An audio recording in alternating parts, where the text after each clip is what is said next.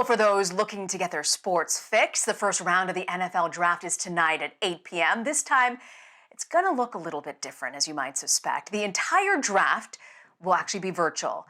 Instead of in Las Vegas, as what the plan was, League Commissioner Roger Goodell is going to announce the picks from the comfort of his basement. The teams will all communicate their picks remotely. The first time this has ever happened. And the Cincinnati Bengals, they actually hold the first overall pick. They're expected to take LSU quarterback Joe Burrow.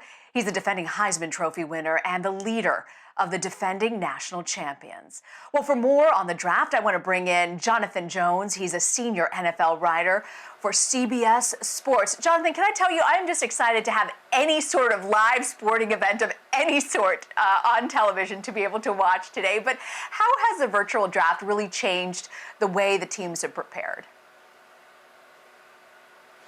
Well, first of all, there are pro days that usually take place in March and April. They were not able to take place, and so all of the NFL personnel folks have really had to rely on all of their notes, all of their game film, and then a lot of FaceTiming and Skyping and Zoom meetings with all of these prospects. What teams can really expect tonight is all of the teams are logged into Microsoft Teams and WebEx, and they're going to be communicating on there. Now, there are a lot of issues with, hey, what happens if the power goes out? Well, every general manager has a generator, a backup generator at home. What if the internet goes out? Well, you can call the pick in to Roger Goodell and the NFL offices. So they are prepared for all the contingencies. They're ready and prepared for any glitches. They hope they don't happen, but the NFL has really seen all of the scenarios, and they believe they're going to be able to pull this off without a hitch tonight.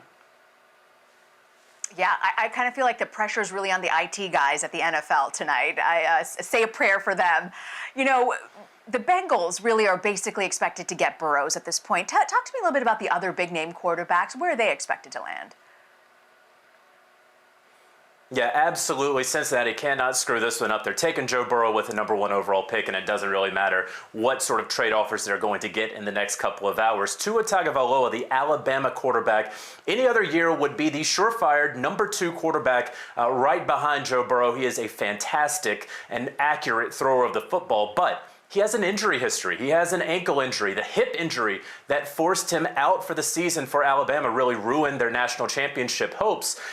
It's very interesting because during this COVID-19, with all the restrictions around it, teams couldn't really get their hands on Tua. Their medical doctors could not get their hands on Tua. So he's a bit of an unknown, a bit of a wild card. Justin Herbert, the Oregon quarterback, usually would be #3. He could very well be the second quarterback taken either at #5 by the Miami Dolphins or #6 by the Los Angeles Chargers. And then the last quarterback that we should be seeing taken in the first round is Jordan Love out of Utah State. A lot of people are saying he could be Patrick Mahomes. Very boom or bust, a guy who threw a lot of interceptions last season because he was trying to do too much on a team that had lost a lot around him.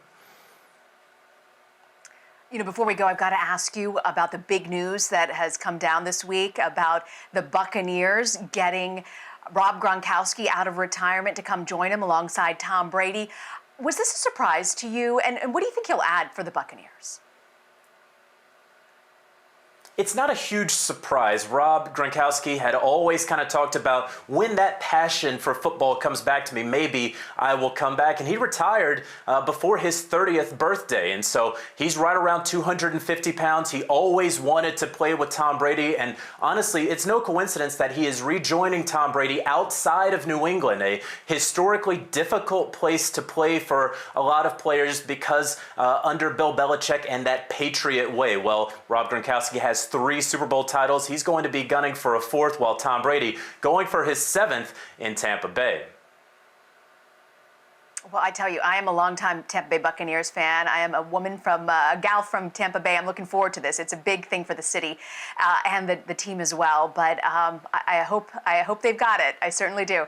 I want to thank you very much for joining us with the latest on the NFL draft.